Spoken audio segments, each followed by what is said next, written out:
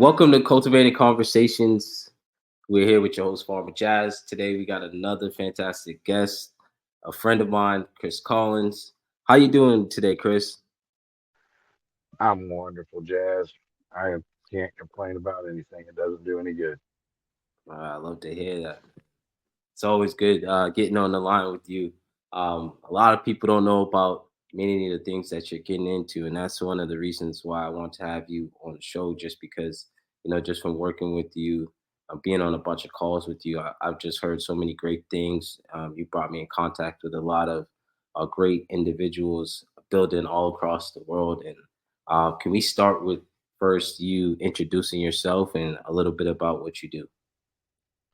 Well, my name's Chris Collins, and I started a project 20 years ago, and it's called Hope, Housing Our People Everywhere. And the first hope is humans on planet Earth. That's all of you. And I wanted to show people that there was peace on Earth, but it's in the palm of your hand because every palm on Earth is pink, wherever you are. And you can help me with the palm of your hand. I can help you. But if I'm falling, you can do nothing but push me. You can make me fall faster. You can't help me. And that's the difference. People are talking about the other side of their hand. We need to talk about what is actually something that's positive that we all have in common. We're the human race. We're human beings, but we're not all being human. And I I want to like show that. it. You know, my whole purpose in life is not to build a house. It's not to grow a vineyard. What it's to do is to ignite a fire in your heart that water will never put out and start an inferno that'll never burn you. Show our children that they are the solution to every adult's problem as they're inheriting every one of them. Let them know they're creators every second of the day. And what are they creating? So that's a little of me. I've got another company called World Solutions. Um, and I'm in with a company representing them called YPV, and that is Youth Power Ventures, and that is a green sustainable energy company, the only one in the world that gives 100% of the profit back to the communities we're serving with energy. So your power bills are now going to support your community and get everyone off the street and on their feet with the mental, physical, the food, and the capability of creating. And I'm happy about that. Yeah, so what it sounds like you're doing is you're utilizing the community to build the communities. Oh, Could you 100%. talk? Could you talk about a little bit um, of how you do that and how you go about finding certain communities to rebuild, or how you utilize individuals in the communities to help Well, build some I'll of these do an communities? example of what I did in Nashville. I went to Nashville in 2010 when it flooded, and I met up with 25 people throughout 14 different houses, and I asked them to give me 30 minutes, and if I'm right, all of your houses will be done today. And they said there ain't no way, we've been here a week. I said, well, I want you to do a favor for me if I'm right when this is over, and that's all you owe me. I don't want anything else. I just want you to do a favor for me. You do it once, we're done. This guy bucked me, and he says, hey, I ain't never did anything. I didn't know what I was doing first. I said, really? You're standing in the middle of the street and you ain't got a clue what you're about to do. Sir, watch what you're saying to me. Think about it. I said, now let's go over to this house over here. And that guy bucks me again. He says, you said we're going to do my house. I said, yeah, but I didn't say it was first. And it was an elderly couple, and I wanted to do that house because I never met anybody from that house. So we knocked that house out in 25 minutes. Wow. All the material that needed to be taken loose from that flooded home was sitting on the curb. And at the same time, we went and did 14 houses from 8 o'clock to 12 o'clock. all those people looked at me and said, "What do you want me to do for you?" So I went to that guy because he was the first one, and I stuck my hand out and he handed it to me like a limp noodle. So you're going to get all types, okay? Like I didn't do anything for this man. He handed me this limp noodle. I snatched a hold of him. I got a grip. I'm sorry. And I looked him in the eye and I said, "I want you to go show 25 people what I just showed you. You do that, we're done." We got us 17,000 homes in 60 days in Nashville. Anybody can Google it and look it up. You'll never know that Nashville is underwater. But now, also, every disaster since Nashville has been cleaned up this way. So that's an infection in an infected area with a probiotic. And Wow, as it's like far as a reach one, teach one type of situation going on. it definitely is. Now, they say each one teach one, right? And they also say, um, what I say is reach them all, teach them all. All right. And to do that is I just need to be able to reach one or two for them to start to teach one or two. And the multiplicity will pick up very expeditiously. And by the end of the year, everybody would know because I don't know everybody you know. And you don't know who I know, but you don't know who they know either. So that's how it moves. It's not that I need to reach everybody. I just need someone out there showing that they can teach. Now, here's an example of a build. I built a house 5 years ago with two kids in a parking lot and their father. Took 2.5 hours to frame it all and have it ready to stand up. I had, when I stood it up, they made me take it down because they didn't realize I was going to build it with two kids and make this entire city look stupid. So I built it, I took it down, laid it there on the ground for 5 years. And in October, the mayor of Chicago asked me to come and give a solution to the immigration and the homeless problem. So I took that house apart on October 4th. I went to Chicago October 5th. I bought a trailer sight unseen, met up with three people I'd never met in my life. I cut the material to fit the trailer because it was a different house. It wasn't mobile before, but made it fit the trailer. And then we pre fitted it just to know that the walls would stand upright. They ain't never built nothing. So I showed them that. They laid it down. I went to the meeting with the mayor. They drove the truck and trailer downtown. And right on LaSalle Street, underneath all of the skyscrapers, right in front of the mayor, these three people stood a house up in 15 minutes and they had never touched this material in their life. Wow. Wow, that's amazing. Um, to be able to utilize individuals that may have never been in a construction industry to build homes. A lot of people, I think that's a very difficult task, but once you have the Well, community, you have somebody that has the know-how to like lead the way. It kind of you kind of showing that it's not as hard as it seems. And one of my I taught a questions blind is, man to do it. yeah, oh wow. One of my questions that I want to ask is, what type of materials are you using to make this process so simple? Just because, Washers, dryers, refrigerators, stoves, water heaters, and cars that are discarded into our recycling system from mainly I want to do it through natural disasters. I would like to recover all. That's what I did in Nashville. Is I showed them where to put the material, and now they do it. So now all I got to do is go by and pick it up, take it to the recycling center. I'm not building recycling centers. I'm partnering with them all. I'm not building steel mills. I'm not doing any of that. All I'm doing is getting the material there. This material is dedicated now for framework. It's not going to be a PlayStation. It's not going to be a consumer product that you're going to buy again other than one that's going to be built once and you'll have it forever. These houses don't burn, don't absorb water. They're stronger, termite free, mold resistant, seismic, recyclable. Build it without a dumpster. Build it cheaper than wood and get a 60% discount on insurance versus a wooden home. I built a wow, house in 2006 right where the I come across in Waveland. Well, It's in Pearlington, Mississippi. Um, that house saves $11,000 a year in insurance versus the wooden one next door to it that's 1,000 square foot smaller. This thing's on the water on stilts. I put it back on the stilts it was taken from, and it pays less in insurance than what it did before Katrina took the other one. Wow.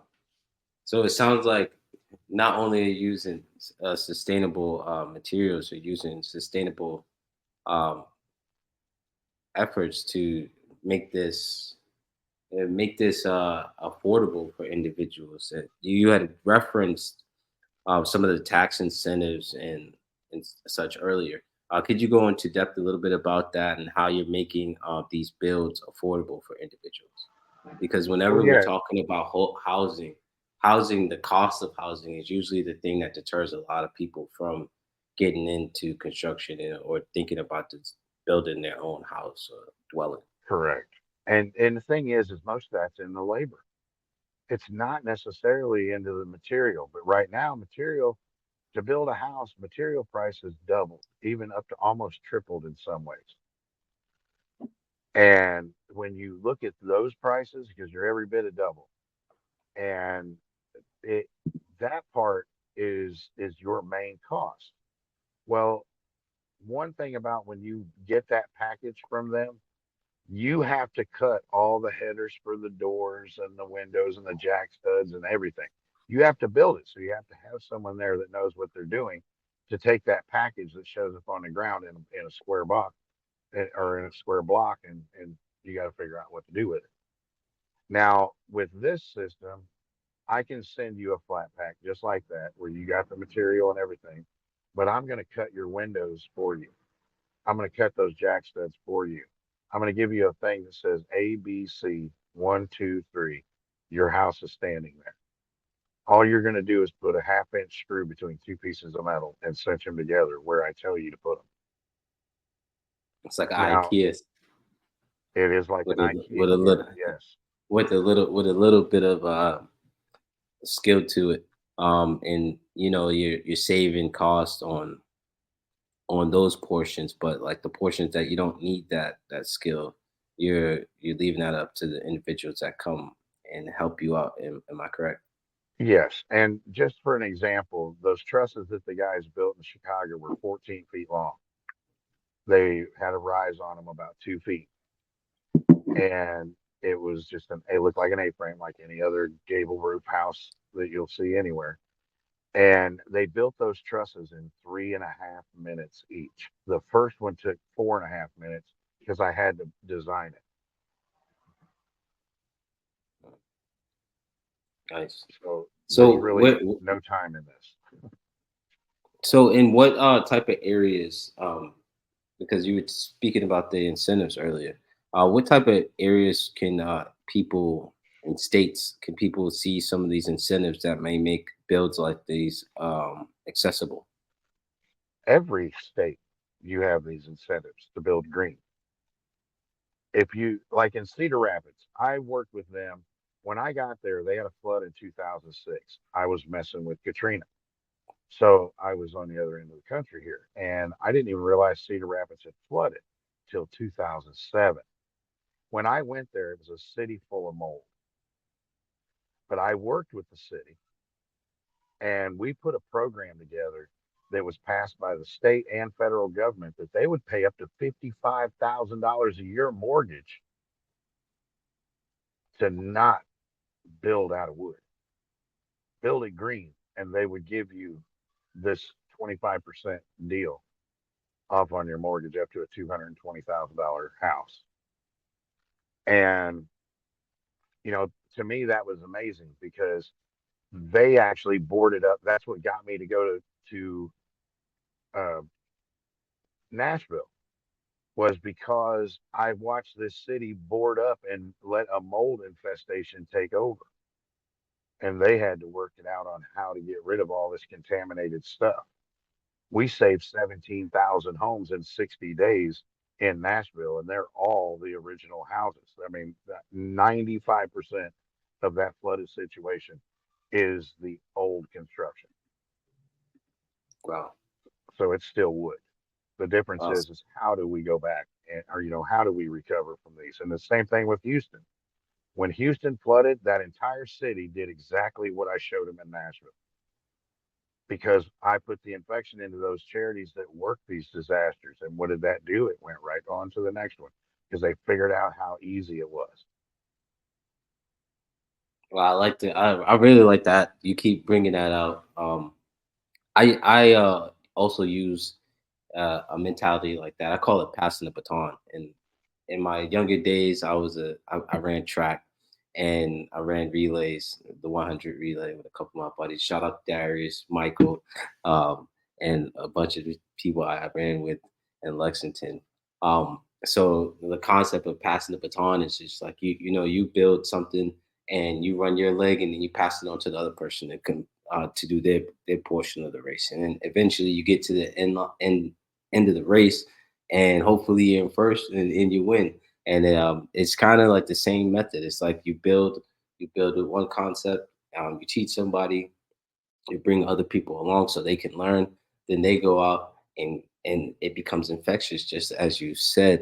But recently I had an individual on my podcast, Cultivating Conversations, a gentleman by the name of Harry Hemp, and he was talking about hempcrete, hemp lime.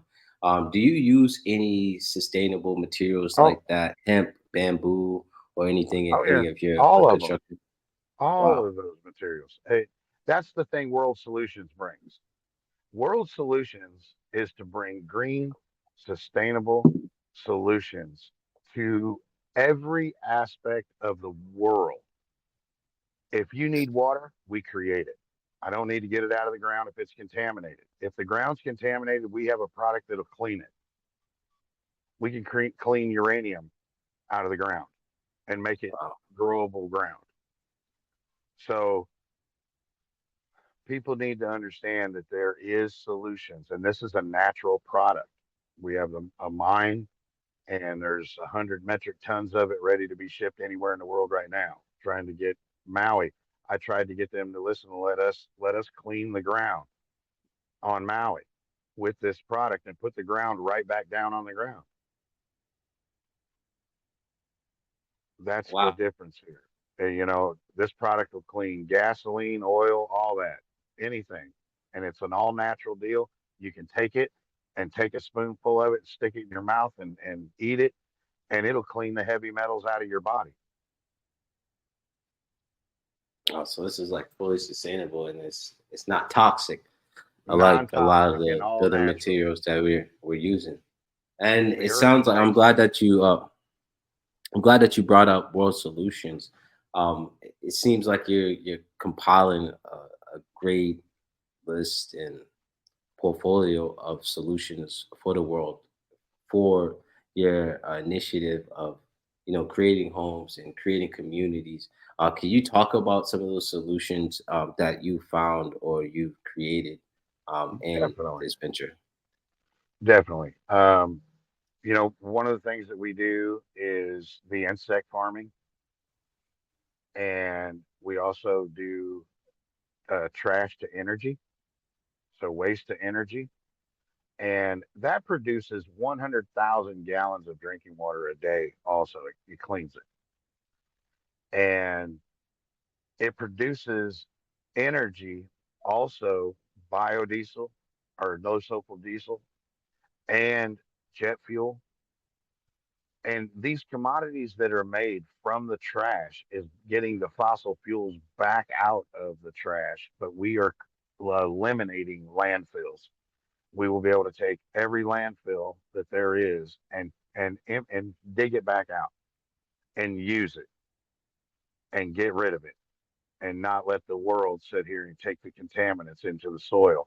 And we have a zero carbon footprint by doing so. And we want to do this everywhere in the world, and bringing the green energy with the solar and the hydrogen at the same time. We're powering that facility that is doing all the trash. Now we're not polluting the waters. We need to stop. We need to stop it all. There's an island out there floating. There's many of them, but there's one out there that's the size of New York, and it's floating. and it's nothing but trash. We can go out there and take that trash and pull it off the ocean. Come on, you guys go out there and pick up all the tuna in the big old circles and bring them in by that. Go out there and circle that and then drag it in.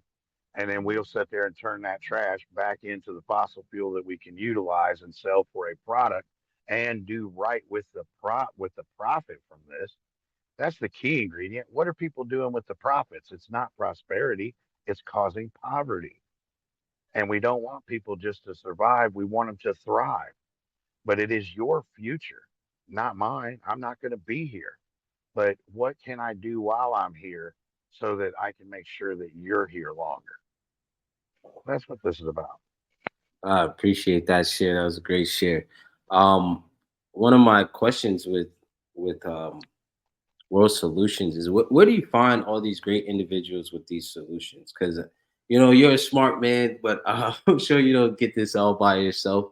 I'm sure Oh, you no. collaborate and build with other individuals. Where do you find these individuals to network and be a part of what you're doing? Well, instead of calling it collaborate, I'm going to call it a collective because I collect memories everywhere I go, everything I do. I have one of those memories that I don't forget things. And if I see it, there's no way I'm going to forget it. But now I have a visual of it. I'm not making it up in my mind of what I heard. So I have met a lot of people. Now, 99.99% of them, I've never asked them for a dime. Got a charity that don't ask for money. I don't want to ask for money. That's not me. I don't want there to be a begging bowl. And then I met a man that figured out a way, let's end the begging bowl. And I'm like, let's go. Because I watched what he was able to do. That man created a charity with $7,000 in 2013, and its 2023 budget, its yearly budget, was $1 billion. Wow. Okay, I want to listen to this man. He never took a paycheck because they needed the money still and still needed more. But there's 42,000 people in Africa that'll never go hungry because of what he has done. And it grows every year, and it's going to continue to grow every year. And that's the beautiful part because now he stepped out of that realm because his board wanted him to get paid. And instead of him taking a salary, he created another company that would end the begging bowl and not only create a living wage for people, but create generational life. I like that. And the words that you use, begging bowl. I don't know if everybody knows what that is. Can you expound on that a little bit? What the begging bowl Yeah, is? a begging bowl is every charity asking for a grant. Oh, If you got your hand out and you're asking somebody to give you something, you're in the begging bowl. You're begging for money. And we don't want you to beg. We want to support through those community leaders, not the ones that are running the communities now, it's the leaders that are going to be. Because as you people open your eyes and you start to see, that's when I turn on your dimmer switch. I'm not going to turn your light on overnight. I won't make you bright. But when everybody's light is lit, it's going to be brilliant. mm, that's amazing. Because and I like that you bring that out because grants are a great way to source funding for businesses, but there's a lot of things that go into that. The time it takes to get the grant, writing it up, needing certain things to even qualify for the grant. But if you have the idea and you have someone that's like ready to fund it, that like definitely makes things expedited and makes it so that we can continue to create these solutions faster. Correct. Because time is of an essence. Like you if you gotta wait 6 months for a grant, that's 6 months of work you could have been doing with the money readily available. So I like that you spoke on that. And the You other thing spoke. about grants is the people that have set up that grant for you to apply for don't know what you should be putting on there that you need. They don't know, but they're telling you what you have to do with it. They're telling you how to spend it, and it is not fixing the problem. If you do not eliminate you asking for money in 3 years, then your business don't work. And if you're running a charity and it's not a business, then you're not running a charity. That charity should be able to self-sustain itself by what community impact it does. We want social impact. And that's where it comes down to you asking for that block grant money, and it's going to get divided between 50 different organizations, and y'all are going to get your little pieces of what it takes.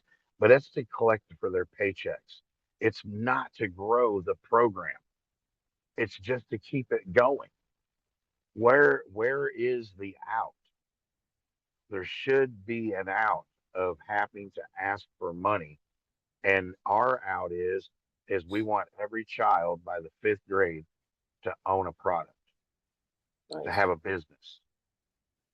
My goal in working with the children in the building aspect is I want them to own a home in the fourth grade. I want them to own another one in the eighth, and I want them to own another one in the 12th. And by the 12th grade, they don't need a full-time job from anyone, and they'll have more Fully money than their sustainable. parents ever thought about. They'll be fully sustainable, That's and an it doesn't amazing matter. idea. And all that takes is 2 hours a day, 3 times a week, And everybody got that.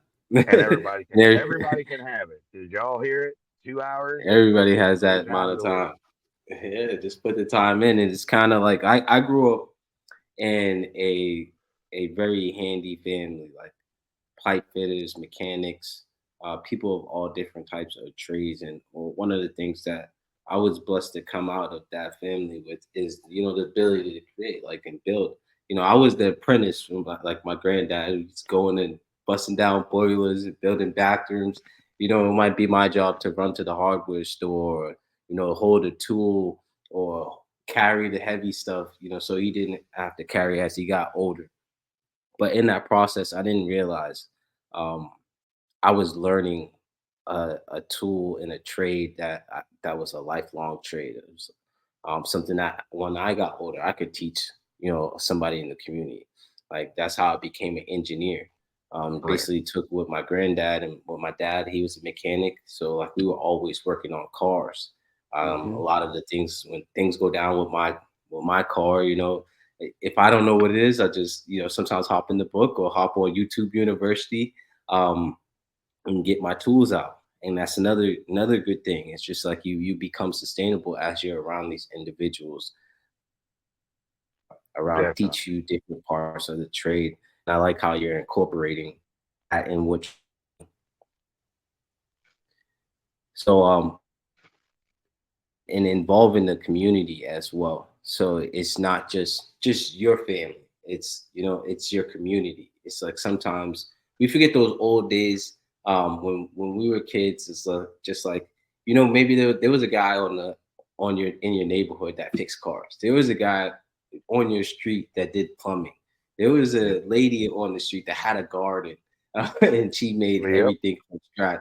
And you really didn't have to go outside your neighborhood to access these things that you needed, or even access the learning that these trades have. There was tailors, so many different trades. Oh And yeah.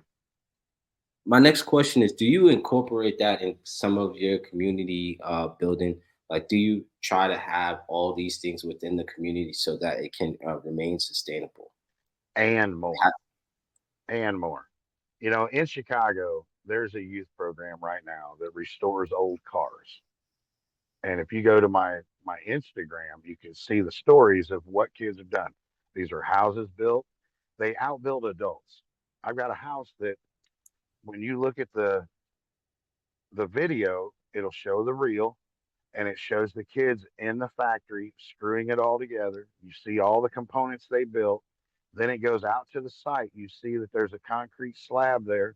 Next door to it is a house standing, and uh, it has the walls but no trusses. And then when you see the next picture, those kids put it under trusses. The house next door still was not under trusses. It was built by adults, and they have built others. This is the first one they built. So if when I built a home in 2011, right after the the flood in Nashville. The day I came home was the day I had made the deal to start this house, and I built an 1,800 square foot home in the middle of the woods with cordless screw guns, with 5 people that never touched the material in their life, and it was deemed the best built home in the city by every building inspector, and it was built the greenest built home by Congress. This house was built, you know, it was built for an example, but at the same time, it finished all my theories to be a fact from 2005 to 2011. That was what Congress told me I had to do. I had to prove all my theories to be a fact, even though this material is already being used in every commercial aspect in America and throughout the world. I've got to prove because these addresses and these companies haven't worked together. So I took this company, bought material from them. It was through this company, and I connected all those dots. And when I finally got done, it was with the material. When I built this building in 2011, it was built out of recycled material from Hurricane Katrina. Wow. It's I put always a a sight stamp to on see. It's always a sight to see as a builder or engineer, when you've taken all the information that you've learned from different projects or different people, and you've been able to build on what they've done. And it seems like you're doing that with the community. But you spoke about um, homelessness, and it sounds like you've been R&Ding your process to get it ready for something else, something for the world, as you say inside of your business, World Solutions, and also with Hope Homes. Um, how do you see this these ventures as a solution for homelessness? definitely because the reason that I'm saying we should use something that's a non-organic for one, that's a tree. Okay, that's a living source. But what does a tree do? Is it captures carbon. Well, when you cut it down, it releases all the carbon that it caught. Mm. So let's don't take them down till they die, till it's time for them to go. When Mother Nature says it's over, then use it. But you don't have to use it to cover it up with vinyl siding and drywall. That makes no sense. Now, my material don't move in the winter and the summer. Wood will because it's still alive. Mine won't grow mold because it's a non-organic product. It's iron ore. This planet has more iron ore on it than all minerals combined. So when it tells me that Eden's supposed to be created from Earth, it wasn't saying use a tree. It was saying use Earth. And if you go out in your yard right now and take a shovel and get a scoop of dirt and even go to the desert and do it in the sand, it'll do it there too. Take a magnet and stick it in the dirt and pick it up, and you're going to see dirt stuck to the magnet. Not because the dirt stuck to it, it's because the metal inside the dirt stuck to it. Mm.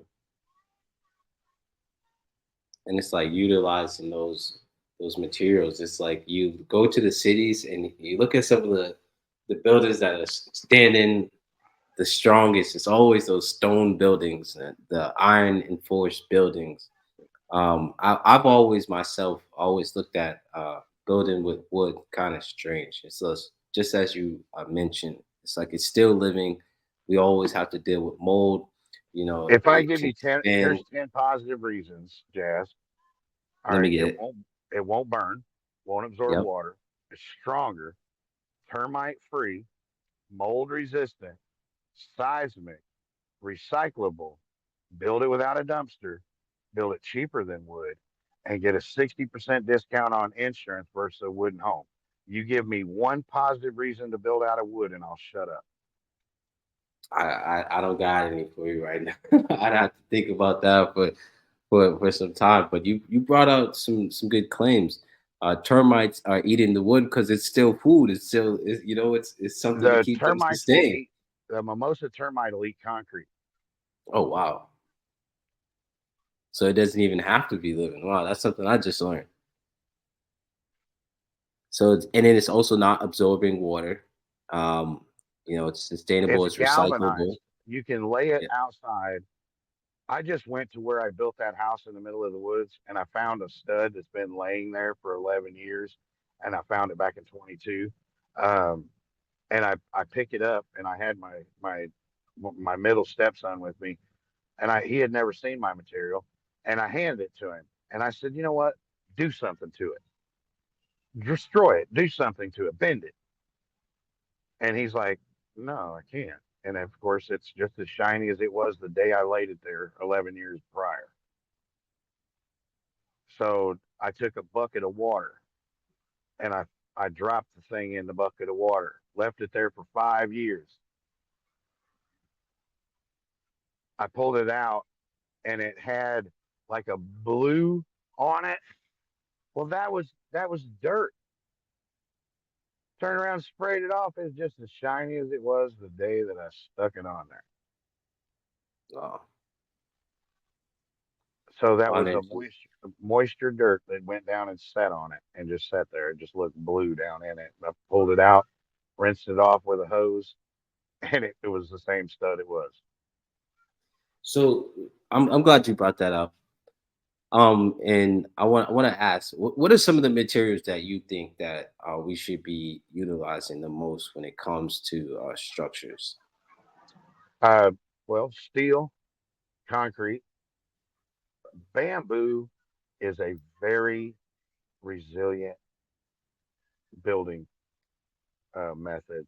And over in Bali, we've got some beautiful things that are done, and they're done with a combination of a foam for the insulation forms Mm. of it, but it's also a very strong situation when this thing's done.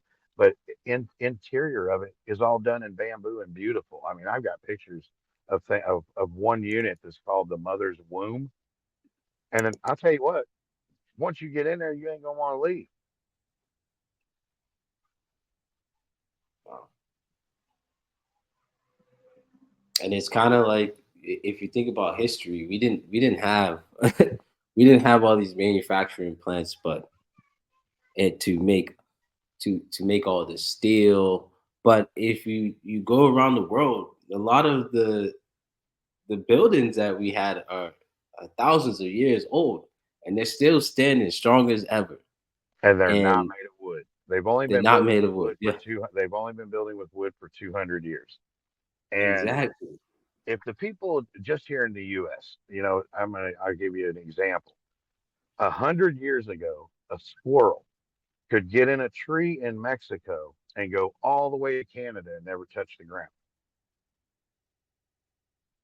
Wow. Okay, so that's the change. Now that's called the Industrial Revolution. Now, during that Industrial Revolution, we have caused more problems to this planet than we had 1 million prior. But now we also have the technology to start reversing that.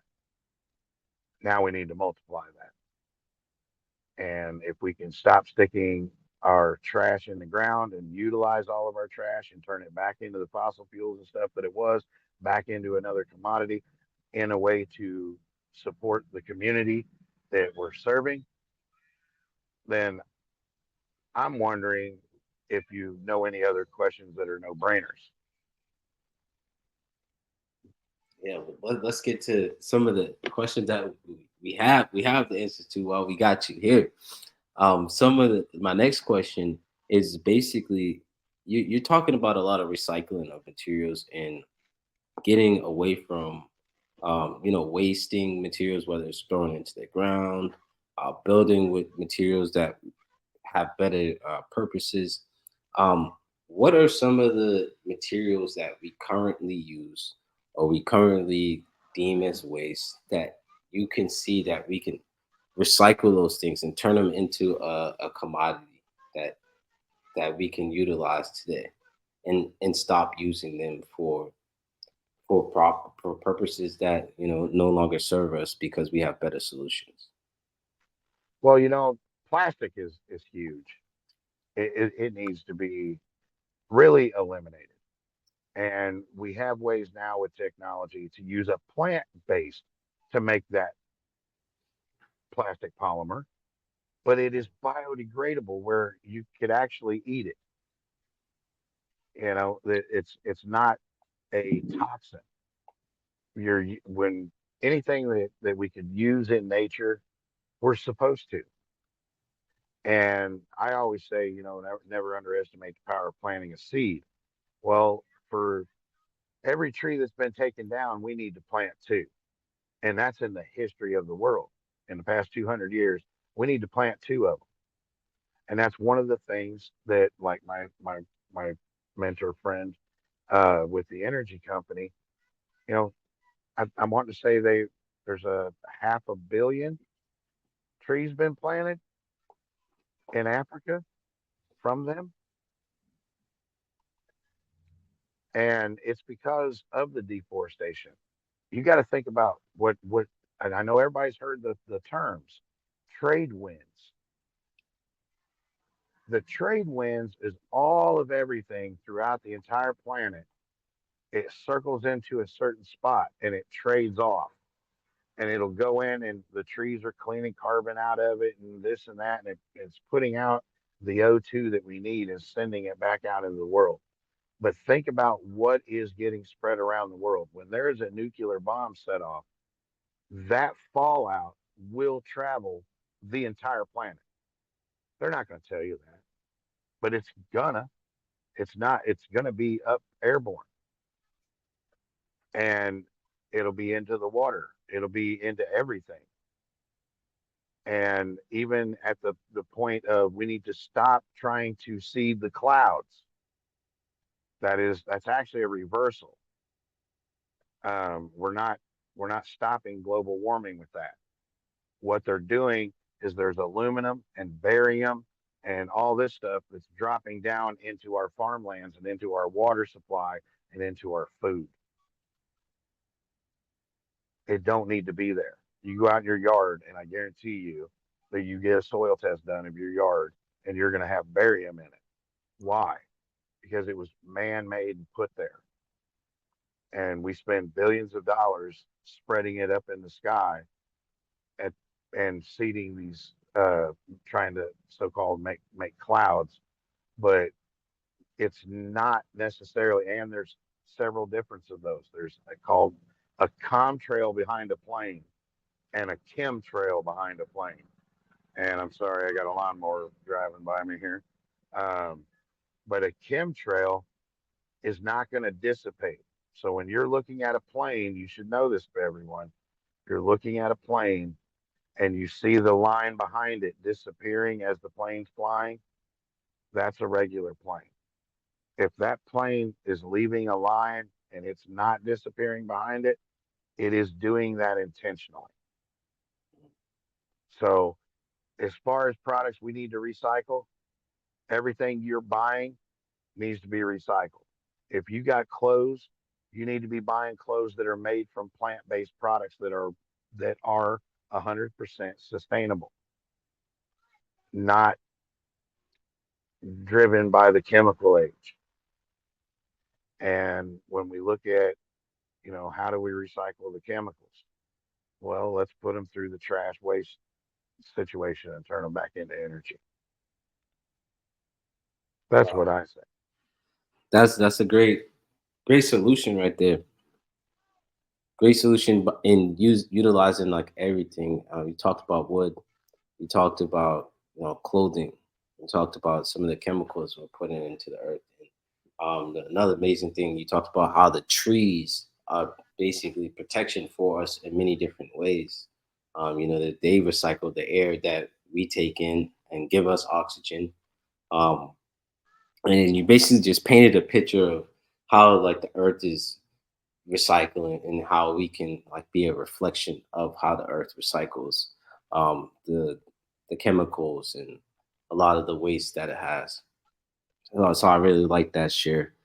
Um, in in building, um, I feel like you have a lot of great experience, um, and you got you I've seen a lot of your projects in it, and you got a lot of stories to tell. Um, One of my questions to you is, what have been some of the struggles with trying to build sustainably and teach people these ways to go about a new way of doing things, or you can consider it the old going back to the old ways of doing things, building sustainably, because before we didn't build with what we didn't have, and we Right. didn't build with what didn't make sense. um, That's what are true. some of the struggles that you have with trying to get people back to the old ways or get them back to sustainable ways? Well, what's funny is for 19 years, I gave my life away. And I told everyone in 2005 that I'm going to give my life away. No one will ever take it from me again. I didn't know how literal those words were till I was sitting there 19 years later. But the hardest thing that I was able to ascertain with anybody was I told you I didn't ask for money. What I asked people to do was share what I just shared with them. And 99.99% of them scare the HE double hockey sticks out of me because they didn't do it. Now, I switched over to profit because what I do with my profit will cause prosperity. I can do what I want to with my own money, right? So I switched over to profit because I found out people don't respect it unless they pay for it. So they didn't respect what I was doing because they weren't paying me for it. So now I charge. If you want to talk to me for 15 minutes, it's $20. I'll send you several ways to get it to me. You want me for an hour? I'll give it to you for 60. But I'm not wasting my time anymore because the most valuable thing I have in life is my time. And I want to give it away. I don't want to charge for it, but I'm not going to waste it either. Because if you give me $60, I'm going to help somebody with it. It's not just there to help me. It's And like you're recycling your time as well. I'm It's like you recycling my turned it time in. as well. And you That's right. turn it into capital that you can turn into projects. I really Right. do like that. How you're incorporating that with your mission. And just been going through some of your pages that you've had, like the Hope website, LinkedIn.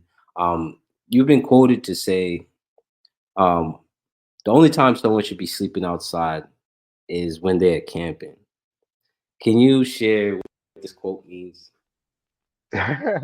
Yeah. Well, I'll share a couple of my quotes. One of them's this: I ask everybody that ever meets me, this is a question for you. Do not answer this to another person. There's no way you'll worsen this, and that's including me. I don't want to hear it. I want to see it. So, who are you when no one's around, when you get to create and make a sound? Now, this is no other influences. This is how you find out who you are. People need to know who they are. You need to know why you're here. We're all here for a reason. And on the sleeping outside, it is to get our people off the street and on their feet. And the only reason there should be anyone having a choice to sleep outside is making that choice, not because it's being chosen for them. Was the meaning behind that statement. Uh, it's like um, it's like you're finding solutions kind of through like Maslow's hierarchy, self Yep. actualization. Then you build the self esteem, you build love and belonging. And then you get to the homing, which is the housing, which is safety and security. There's no safer place that you feel when you have a home and you go inside. At least you know it could be chaos outside, but you at least can feel safe knowing that you got a home, it's warm or it's cool, depending where you're at. And That's then correct. psychological needs, which is like the food, water, shelter, and sleep. It's like you kind of, I don't think if you notice it, but just through your just previous share, you're working on each of those levels and providing those solutions with what you're doing. I think World Solutions is a great name because it's exactly what you're doing. You're providing these people with the way to sustain themselves. Then you're giving them something to sustain themselves with, and then you're giving them something to sustain themselves in, and then at the end they have something that they can use all those things that you gave them to go build on the psychological needs. So you're giving a majority of Maslow's hierarchy for that last piece, the psychological needs, for them to go out and do that for themselves. Because we all, it's you give a man a fish, he's sustained for a day. You teach him how to fish, he's sustained for a lifetime. And Eh, and I like that you incorporate that into what you're doing. yes, sir. That is exactly the way it should be. And before we finish our show today, I wanna I wanna share one of my spoken words. Um, and this is just me speaking into my phone, and I have it recorded. But I do want to share one before the show's over, so we don't have to do it right this Please, moment. please, Well, I'm still pulling it up in my phone just so I know that I don't miss any words as I do it. Um, and just so you know, this is something, this is me. I'm letting you guys know who I am when no one's around. This happened in a truck driving down the highway. This is what I had to say. You have a vision that you still have to see. It has been written and it will be. You walk in darkness, needing the light. I hope my words today will ignite a fire in your heart that water will not put out. There is no doubt in my mind that your future is going to change mankind. You're amazing in every way, especially when you open your eyes at the beginning of the day. Your destiny is done, but you have to start by opening your heart and realize it's not about me, it's about we. And taking that M and turning it into a W will change the world. Every day begins with a Y and it ends with one too, but it also begins with you. You need to know what your why is. This is very important for you to receive the clue that what it takes is you. You are so powerful you cannot comprehend. Let's not waste another second. Let's start to spend. Our days together will empower, it will shower everywhere you are because you're a superstar. People need to realize that this is no surprise, that we are here for a reason to change this season, to stop the violence and the silence of the people with no voice. You all have one. If you share yours with me, I will scream right beside you just to excite you. To know you're not alone, you're not helpless or hopeless. I am feeling like your dope list. It will be better than any drug when you get that huge hug. Here's a question that you never have to answer to another person, and there's no way you'd worsen. Who are you when no one's around, when you get to create and make a sound? We need boots on the ground so that we can start to pound a message into everyone under the sun. You are wonderful. Find your joy and take a moment, or please take a moment and deploy. One common goal on this planet, starting out where the foundation is as strong as granite, giving the world hope, the understanding that they are humans on planet Earth, housing our people everywhere. Everyone deserves a home. It takes a village to raise a child, but our children will become the teachers because their pure love and this is enough, without a blood. You do not need to lie or deny, thereby taking a moment and putting down the donut, because that's what I see right now today in front of me. I'm just talking and sharing my thoughts. I hope it's for naught.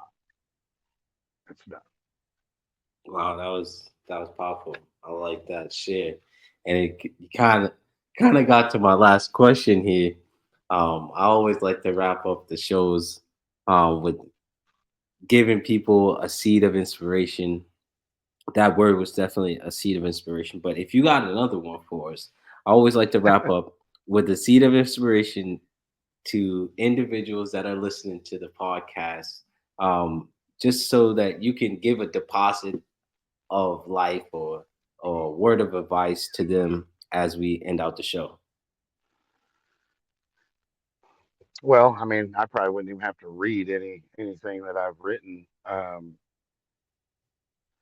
You need to know that you matter as much as anyone else on earth. Doesn't matter where you were born, on what side of the track. Doesn't matter what color your skin is. The palm of your hand is pink. And if you will give someone a hand up and not a hand out, they will receive it, and they'll be able to grow to maybe be able to give you something to receive.